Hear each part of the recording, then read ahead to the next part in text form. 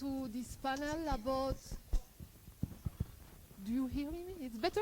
Is it better? Yes? No?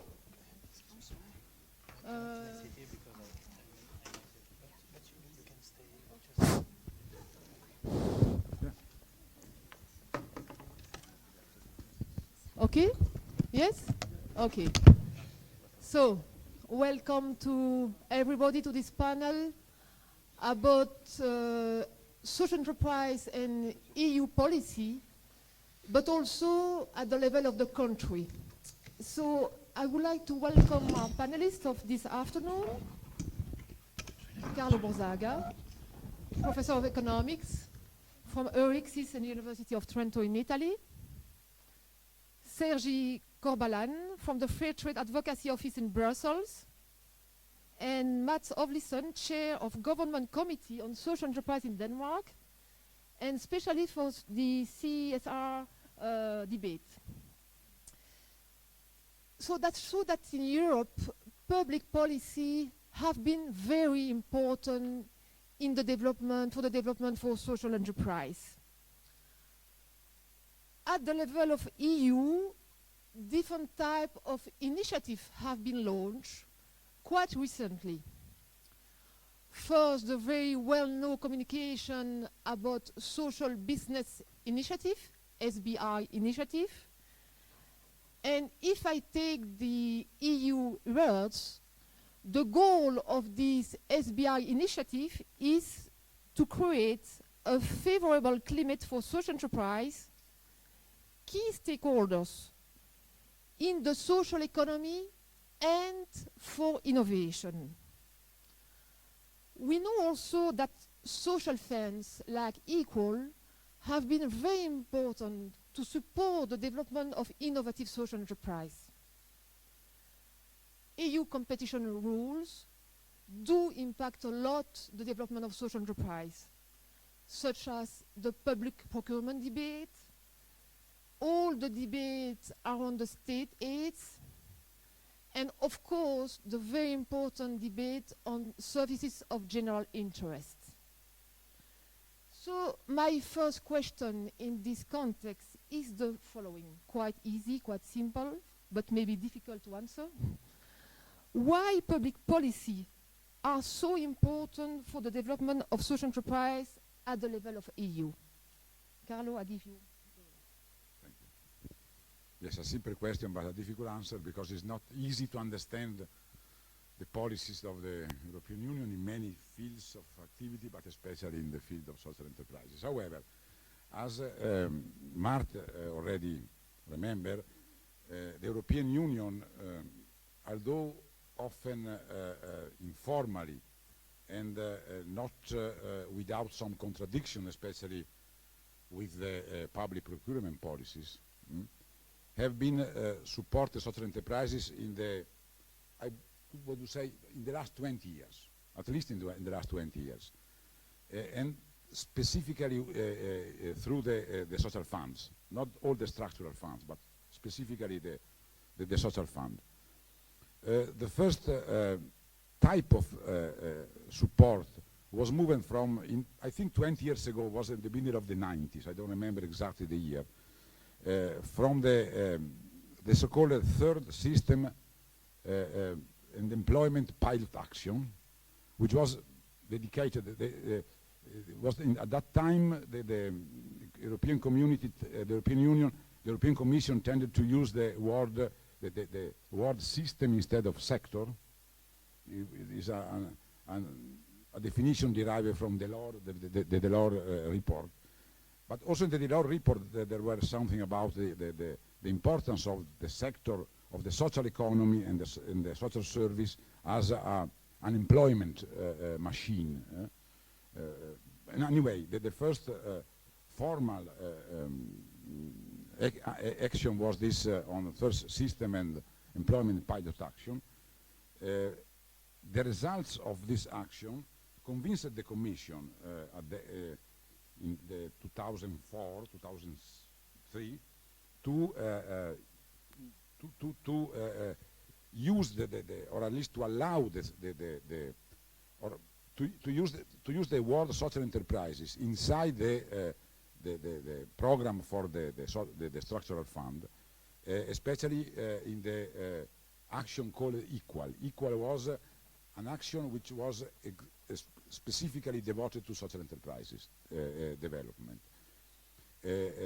And it went on for 7 years, from 1999 to 2006.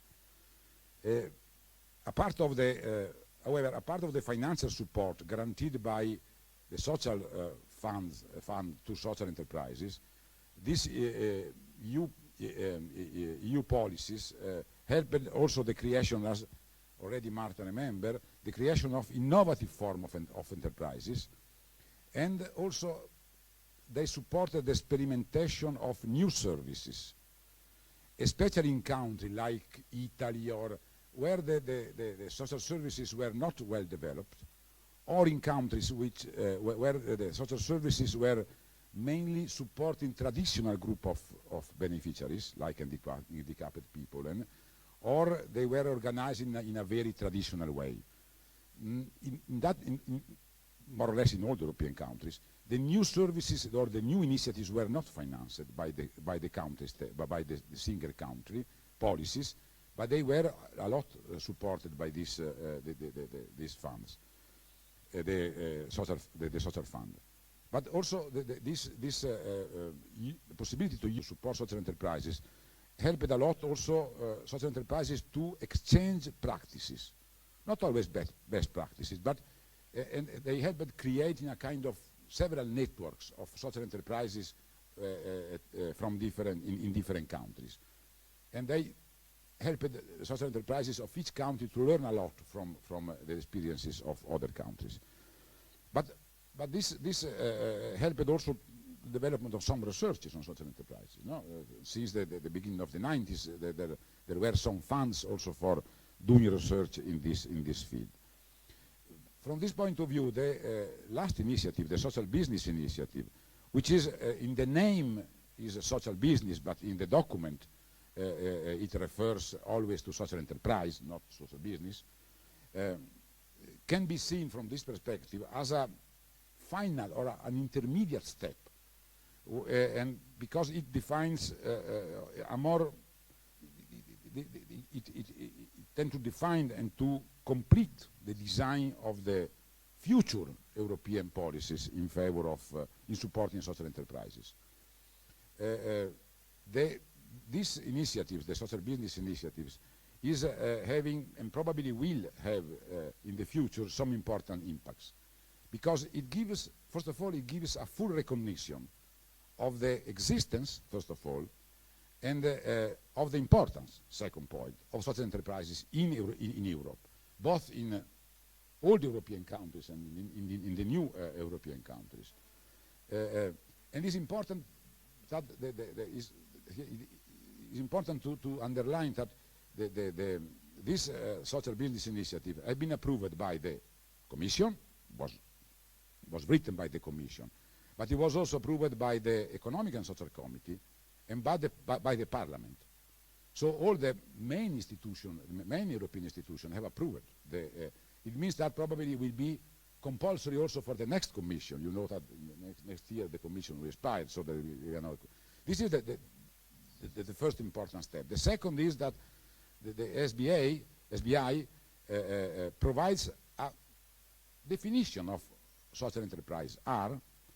It has a definition which is has been clearly influenced by the EMES, the definition. This is, if you read the SBA definition, is clearly taken more or less from the definition used by EMES, launched by EMES.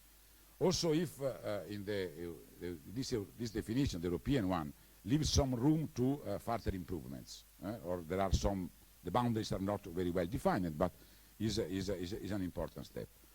Third, the SBI is designed to influence several other European policies and several regulation, several European regulation, especially with regard with four main aspects. First of all, it is still is already influencing the use of the, not only of the social fund, but of all the structural funds, because this is something new. The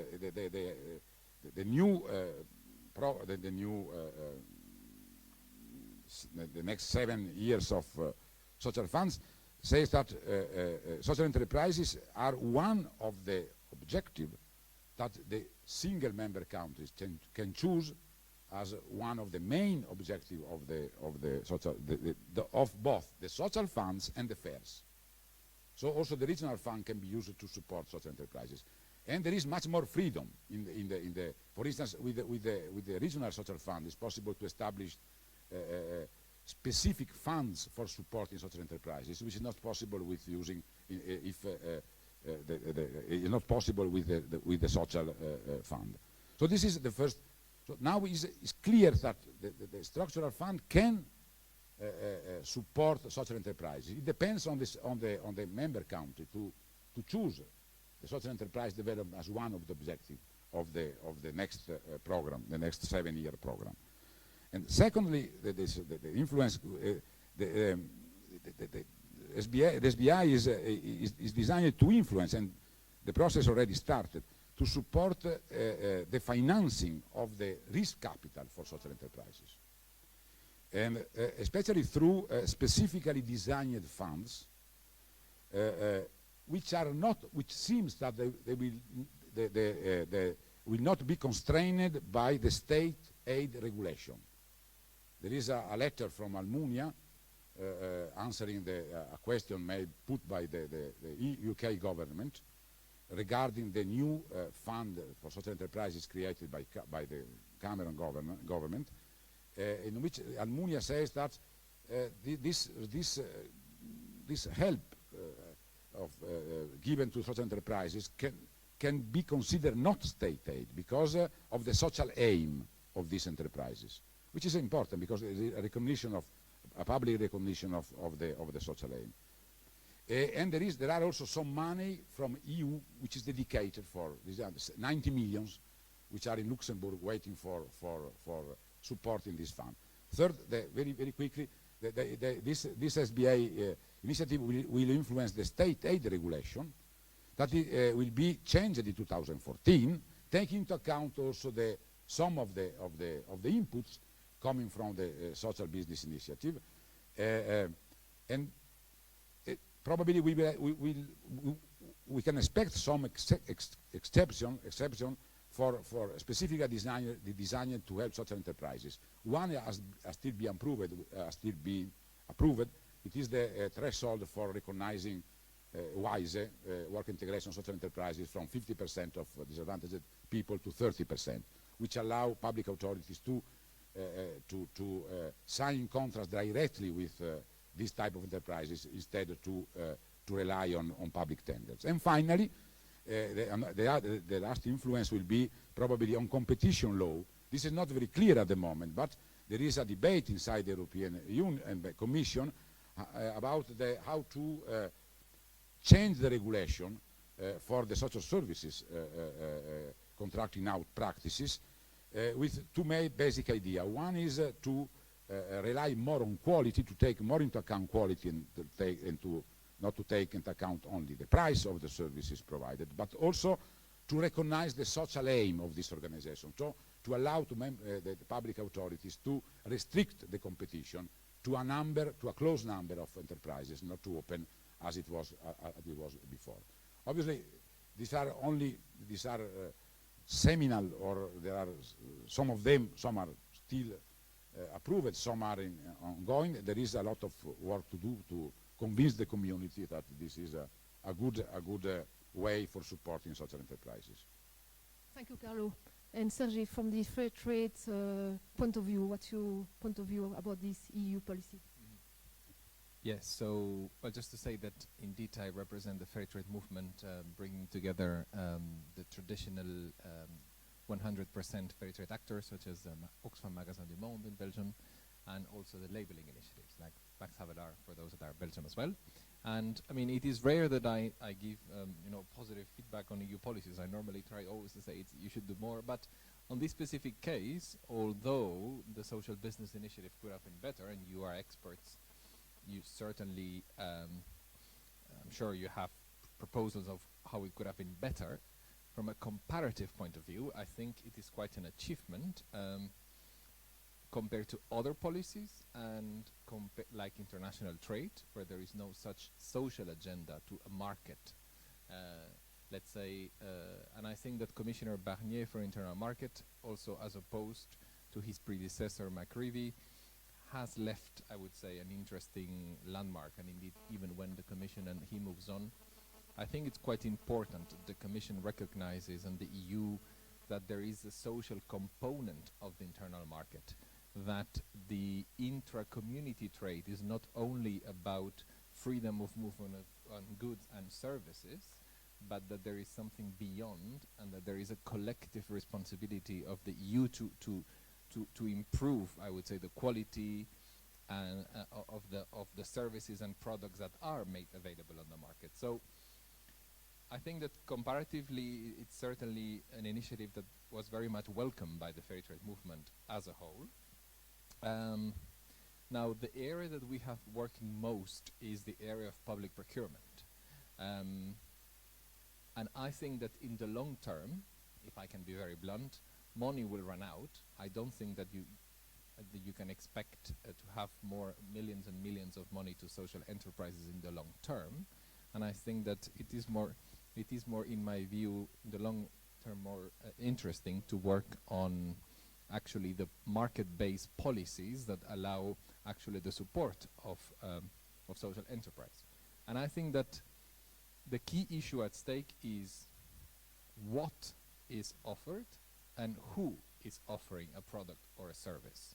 I think that until now in public procurement we've been victim of a philosophy where public procurers were obliged or to be blind to certain characteristics of products and services that private consumers were allowed to make. What do I mean by that? When we talk about a product, I mean, we talk about fair trade, so I will give a fair trade example. We know that private consumers choose fair trade chocolate over non-fair trade chocolate precisely because it is fair trade chocolate. And that so far was not possible to do for contracting authorities, and the new EU rules on public procurement are going to open the door to make it in a much easier way to introduce preference for such products. And it's the same for services, but it's the same about who is providing the service. So far, the rules in public procurement were also forcing contracting authorities in the EU to be blind about who was making the tenders. Because you were only allowed to look at the offer itself. But that contradicts all common sense. When, as a consumer, when I go to the hairdresser, of course, I think of the experience I have with this supplier of a service, the reputation, the experience, the quality of the staff. So these are elements that are important as well to give to contracting authorities to be able to make an informed decision. So these are elements that are going to be improved, we expect, in the new EU procurement rules. I cannot give you every single detail because it's still confidential and I don't have access to the information. Not that I don't want to give it, is that I do not know the details. But last week there was a closed door deal between the Council and the Parliament on the new EU rules. So I'm going to briefly say what we understand important improvements will be that are important to social enterprise. One will be that for very complex, large contracts, it will be mandatory to have different lots, which means that divide the contract in various parts, which makes it easier for smaller companies to apply. That's one. Second is that there will be in the award criteria, which is the phase in public procurement when you decide where you can give additional points to certain products or services or not, you're going to be able to refer to the quality of the staff. And that leads the door open. Of course, there'll be a lot of interpretation that will be needed for sure about what the quality means, but it is an interesting, I would say, it opens the door to take into account some considerations that are close to I think, your concerns. And also, there is going to be the door more open to reserves contracts for certain sort of kind of enterprises, possibly the ones, obviously, as it was already the case for disabled people, but we expect to be additional and cover also disadvantaged people. And there were discussions about whether there would be a specific provision for social enterprises or not. And that is something I cannot tell because I've not been able to get hold of the text. But overall, I would say that there is going to be some improvement in the new EU rules on public procurement when it comes to the ability for contracting authorities to support social enterprise, which is good news. Of course, not as much as we would want, but it's already better. As you know, next step is a transposition of the directive into national legislation across the 28 now EU member states. And just to conclude, on the EU policies, what we expect from the EU to do is to apply the same logic that is being applied to the EU internal policies, because what we're discussing here, social enterprises, all the action points of the social business initiative are internal policies, that they apply the same logic to the way that the EU interacts with third countries. So via trade policy, via development policy, we believe that it's also an opportunity to make the global market, not the internal market, but the global market, also more in line with the social enterprise principles. And I was recently in Brazil for the biennial conference of the World Fair Trade Organization, and it was very exciting to see that the fair trade movement is actually the same movement as the social and solidarity economy in Brazil. And I think, therefore, that we have partners in the south and in the north, beyond Europe, that I'm sure are going to be willing to work with Europe to increase the trade between social enterprises here and there. And therefore, we hope that the EU will take this up and add an international dimension to the current, more internal dimension of the social business initiative. Thank you, Sergi.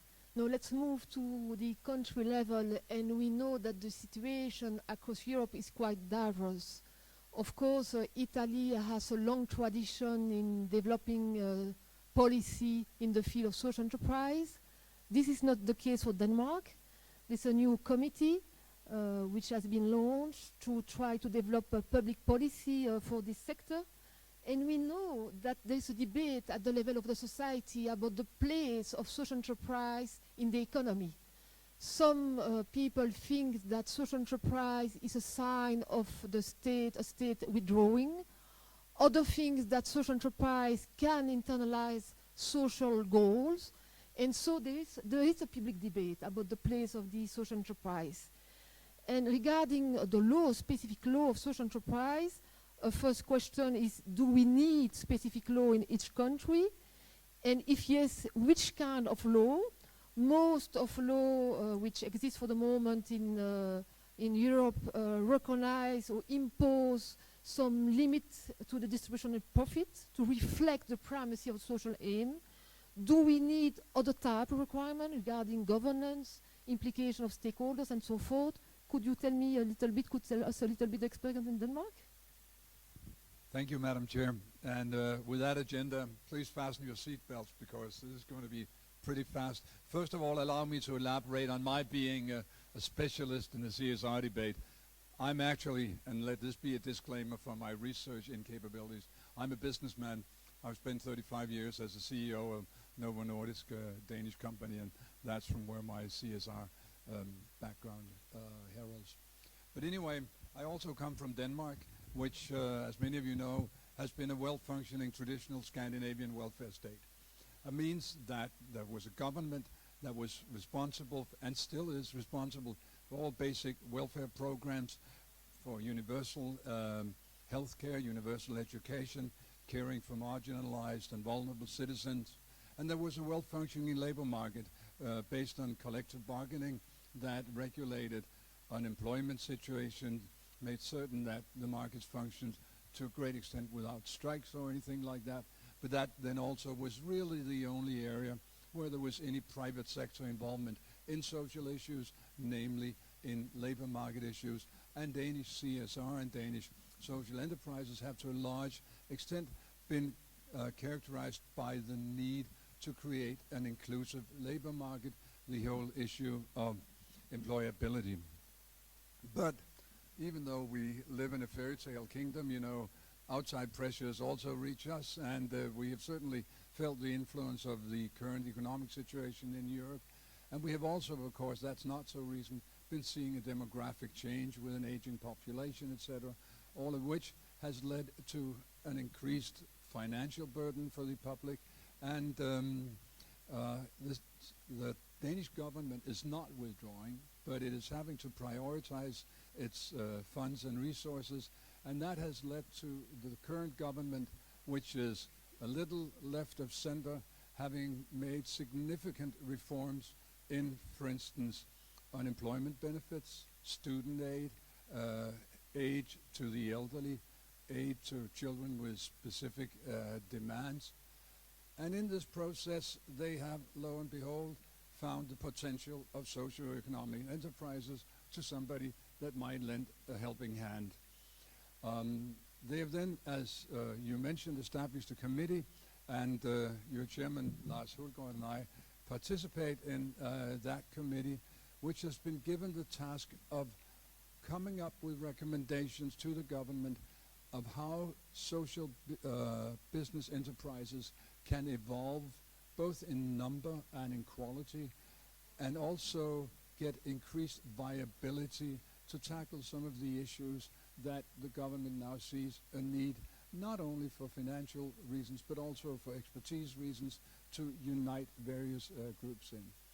I should mention that this initiative is launched by our, you would call it Ministry of Trade and Development. We are less modest, so we call it our Ministry of Trade and Growth. And with a business slant. So it is an entrepreneurial initiative with a social bias. It is not a social initiative with an entrepreneurial bias. In other words, we asked, how do we promote social enterprises? Now, there is fortunately strong academic knowledge in our country about it, but there's little practical knowledge. There's little practical knowledge and experience in government, and what is there is segmented and scattered in various ministries, and it's very difficult to get an overview. So our first activity has been to try to find out where the heck are we, and we are basically at green fields. We've made international comparisons. We have studied countries that were either very similar to ours or dissimilar to ours to get inspiration, and we've conducted in-depth interviews with those social economic enterprises we had to determine what were the main impediments to their development. We have not found it realistic to go out and say, we will create a lot of financial incentives for you, given the current economic climate.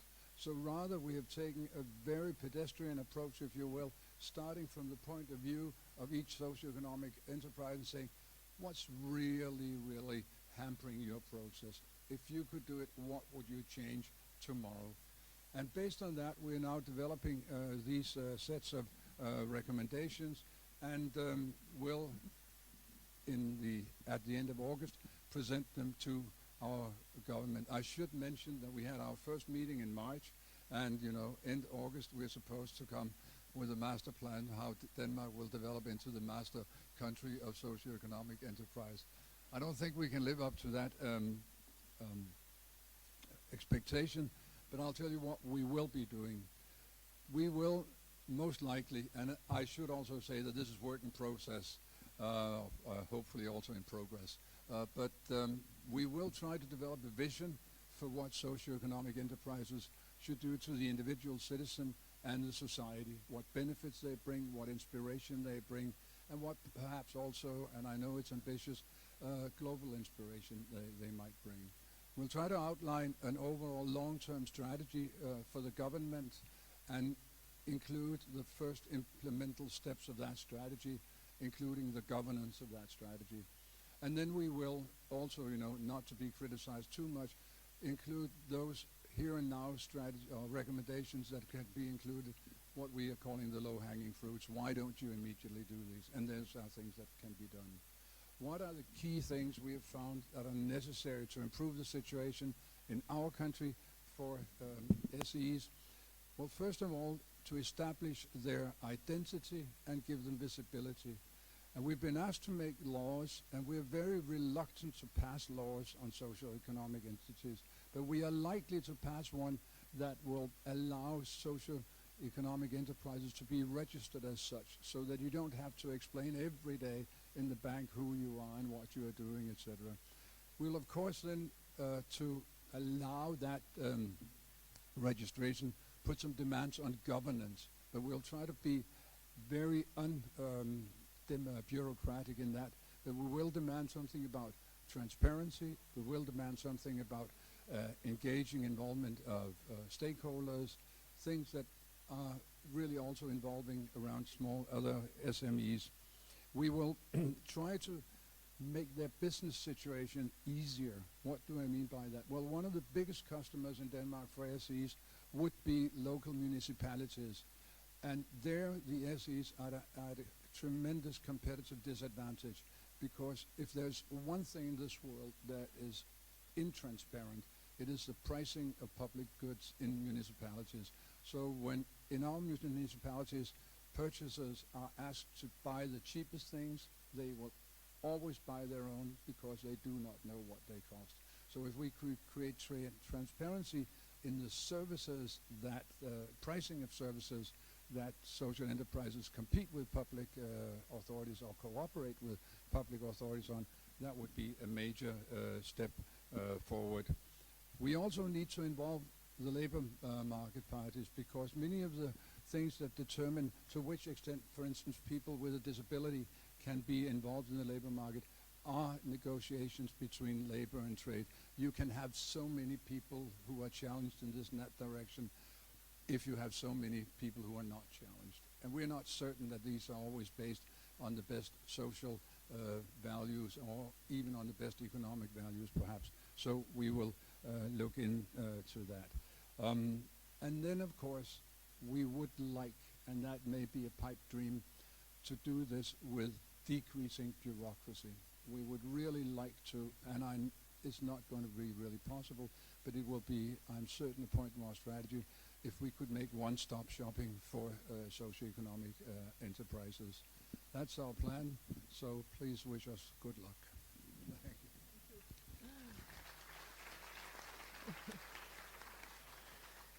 Maybe a last difficult question, but short answer. Is about this question of the place of social enterprise in the society. We know that with the development of quasi-market and EU competition rules, the general tendency is to consider for-profit social enterprise and public organization on the same foot. So my question is the following: do you think that social enterprise do contribute to the common goods in a specific way, which deserves specific treatment? And you touched a little bit this question. And also, do you think that the public policy for the moment fosters social innovation at the level of social enterprise, or on the contrary, curb the social innovation capacity of social enterprise? Surprise! I was hoping I would have some time. No, so to answer your question, I think that it's again indeed what I was mentioning about the what.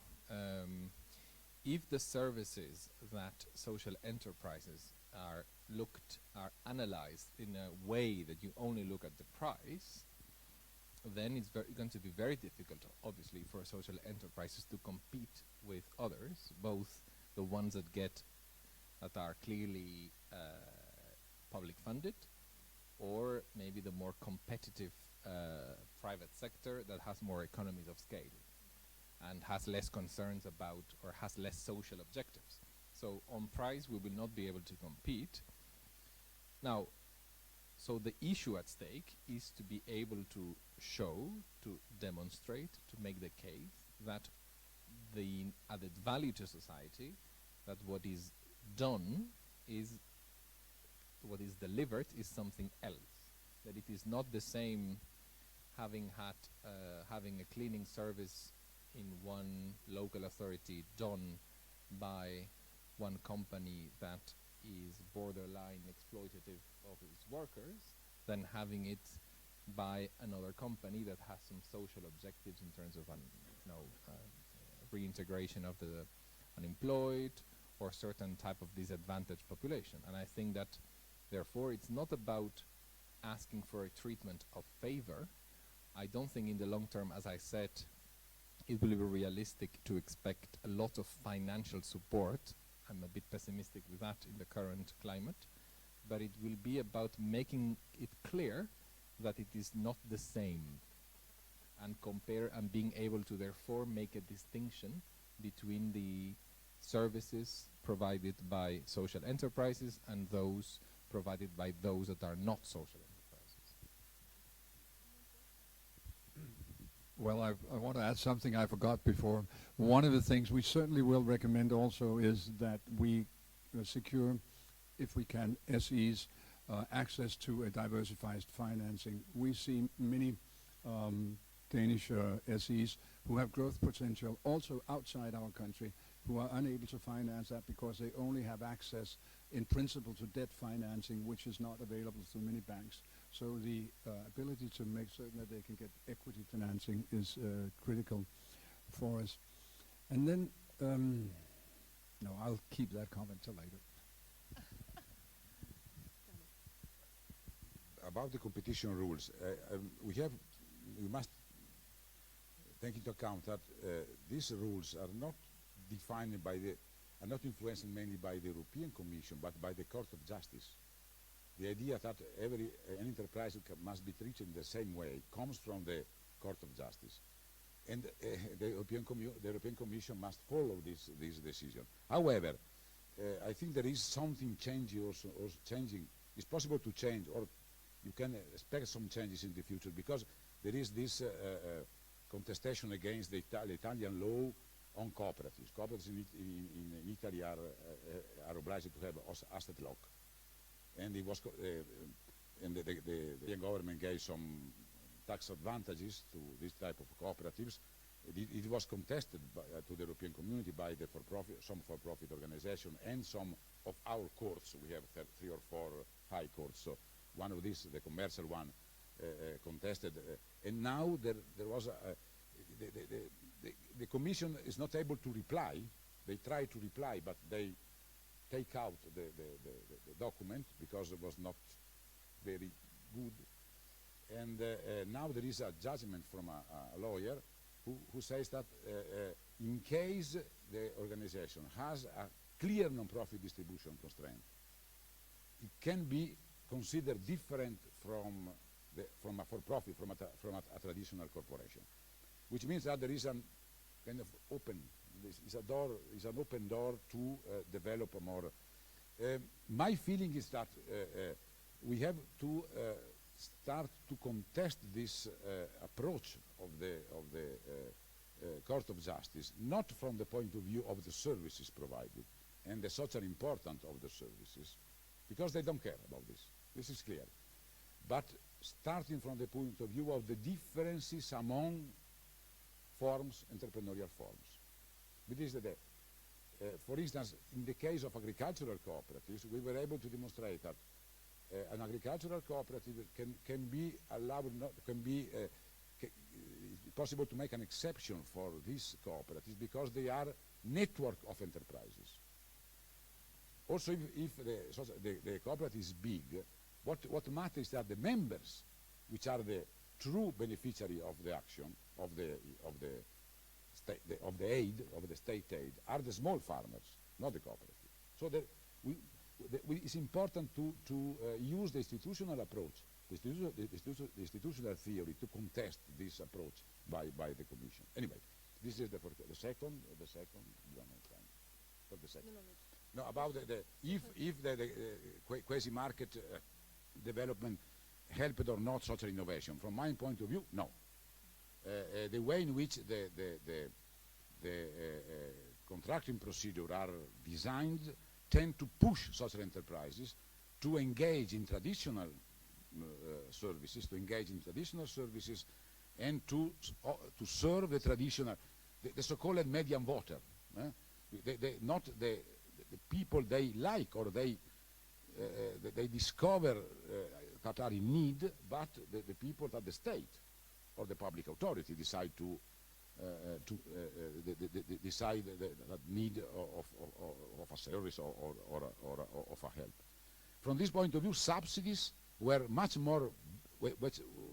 better in supporting the development of new social enterprises. This is the reason why the social funds were in many countries much better in supporting the innovation than the national policy. However, if these policies, the provision, the service provision policy would change, and for instance, if they move from contracting now to the voucher system is much better also in improving, in enhancing the social innovation, because in that case are the users which decide what type of enterprises they choose in the provision of services. But the contracting now policies are, from the point of view of innovation, probably the worst way to support social innovation in social enterprises. Thank you, Carlo. For the last part of this panel, I propose to give you the microphone. So if you have any question, please, you are welcome. Any question, remark? Yes.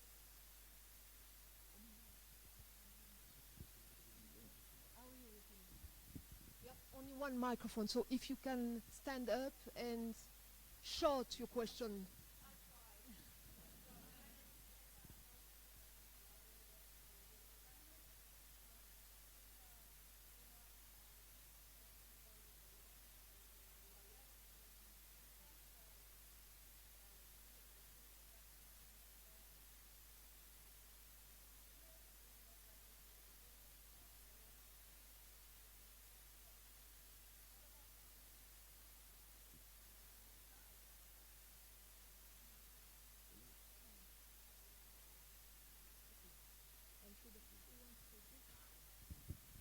Thank you. In our brief, our committee has been asked to give a definition of a social enterprise, and we are working our way towards it. We will come with a recommendation. It looks very much like some of the recommendations you use. We'll get into a long discussion if I get into it now, but it is our main task to provide this definition, and it will be important to be able to identify and give these SEs visibility. I'm quite certain that we are unlikely to propose one law that regulates all SEs, because there is a proliferation of organizational forms of SEs, and I think we would add another bureaucratic barrier to these guys if we were told them, now you've got to re-register, you've got to disentangle yourself from whoever you're entangled with these days. So we'll try just to, provide, if you will, a green stamp so that, again, some questions don't have to be answered every day several times. But we'll have to come up with a definition. And as I gather from this day's discussions, that's very easy. So.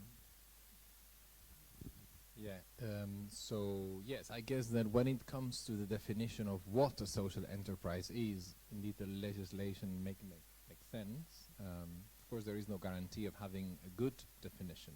So that is the risk as well to take into account when doing legislation, and what would be the impact of a watered down definition of social enterprise to the more ambitious or purist in the sector. So that is a risk to be taken into account. Now, I think that it's not only the definition of what a social enterprise is as opposed to others, it's also what is offered. And there you cannot regulate it, because what is on offer differs widely, and of course you cannot regulate, of course, services in such a way. But my point was that in terms of the rhetoric in terms of the terms of the debate.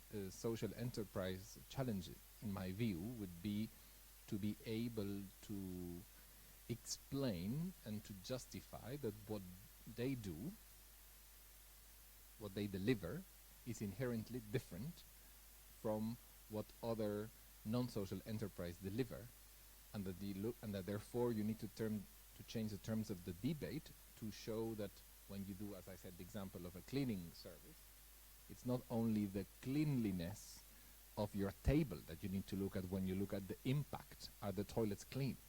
It's what you're achieving in terms of collectively. If you're not, as when a local authority is hiring a cleaning service to clean the offices, it's not only having cleanliness that is the added value of the service, but also, for example, helping to find a job to those that don't have a job. And I think that that is for me what I mean, that now it's easy to say, and then it's of course putting it in practice, but I would say the more that could be done to show the added value, and that you cannot compare apples and pears, and that therefore you need to compare pears with pears and apples with apples, and I think this would be to the benefit of social enterprises, I think. Carlo, I'm sure that you will have some words about the definition of social enterprise. But the Social Business Initiative already gives a definition, and this is a definition which can be used by the country which haven't a specific legislation or a specific definition. It's an European law. You can use that definition to establish what type of enterprises have the right to apply for the social funds, for instance, first. Second, obviously, it's better if you have a law. But what is important is are the characteristics of this law. My feeling is that I'm quite different from the previous speaker. What is necessary is a general law. I know that there are a lot of type of organization, a lot of and they provide different type of services. They manage different type of businesses, depending also on the country, on the story of the country, the culture of the country, the system of the welfare state, or the welfare system of each country. But what matters is that we can have a general law which defines social enterprises per se, disregarding they are work integration or fair trade, or these are enterprises with some specific characteristics. And then, to regulate the activities, you need other laws, but these are sectorial laws. For instance, in Italy we have the same law regulate both the social service providers, social enterprises, and the work integration, the same law. The characteristics are the same. The only difference is that the social enterprises integrating disadvantaged people, they cannot provide social services, which is a good rule, because these people is not very very good for social services. At the same time,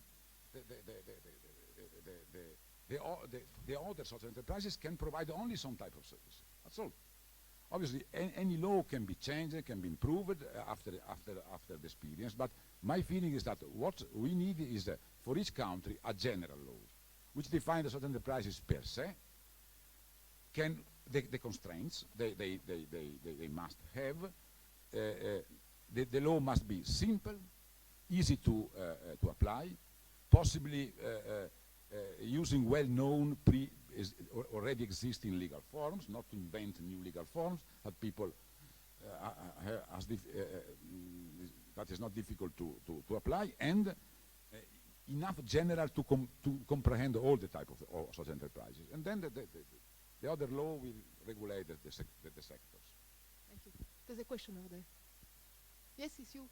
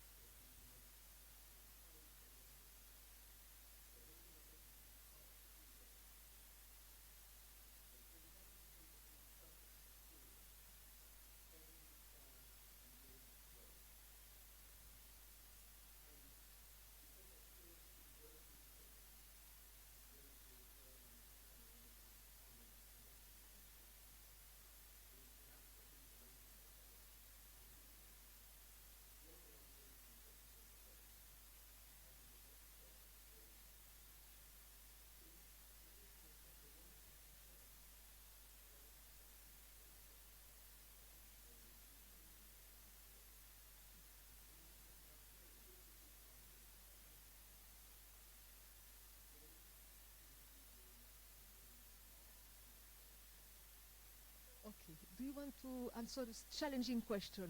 I see you are taking some notes, no? So, well, first, I do not know because I do not work for the EU, but just I agree with your assessment that what the EU is, the frame into which the EU presents social enterprise is sort of in the, let's say, free market frame.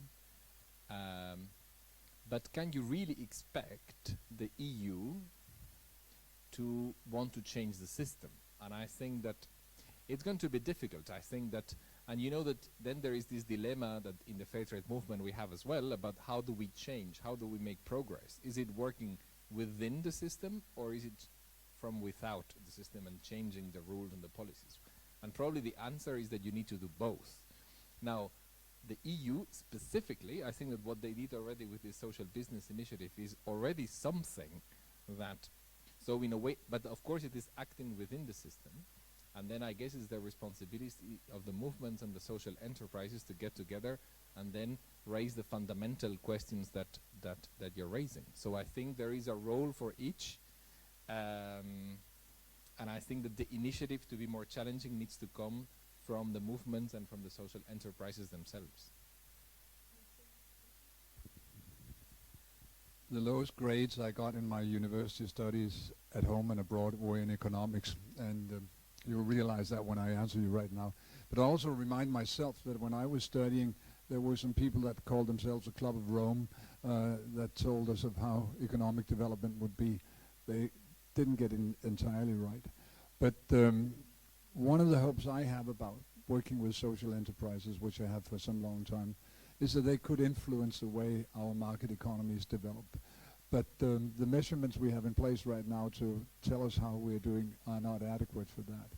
The reason that I'm engaged is not for economic purposes, but it has to do something with human dignity and respect. When you work with people who have been considered outsiders, marginalized, not able to be part of the labor force, when they come in and get a job and you see their self-respect, their self-esteem increase, then you really get fired up about all this. And if it then will show up in national accounts one day, fine. But to me, that's not what it's all about. Just to say that I'm a member of the EU chapter of the Club of Rome, and I think that some details of the limits to growth report were not accurate and the estimates, but the fundamental analysis that there are limits to growth and that there is going to be I would say, a rethinking of the economy goes further than decoupling. I think that remains. So I think it is a constraint that we're going to be facing. I don't have an answer for you on how, but I think it is an issue. Now I think we need to address it together. The last 10 seconds for you, Carlo. My interpretation of social enterprises is quite different from the mainstream economics, and my interpretation is that social enterprises are a new coordination mechanism for developing exchanges between people, based on cooperation, not on market, which is something different. And my feeling is that social enterprises will be one of the tools for relaunching the economic growth, or anyway, to relaunch the economy. If I take the experience of cooperatives in this during the crisis, but if I look at the experience of social cooperatives in Italy from 2006, 2007 to 2011, we lost 2.1% of employment in Italy. Social cooperatives, which are 14,000 and they employ around 400,000 people, increases the turnover, they increase the value added, and they increase the workforce by 18%. Which means that, and also, although there were strong cut of from the public of the financement from the finance from the public authorities. So why? Because they are a different coordination mechanism, different from market and for profit. The market, in the sense of an area where only for profit companies play, and this is a way to relaunch a different economic growth based on services, not on goods. So consuming less energy and giving perhaps a better well-being to people, because people are served correctly when they need services. They They don't have to buy goods to reply the services that nobody offers. Okay, we have to close not the debate, the general debate, but at least the session here. I thank you for your participation. And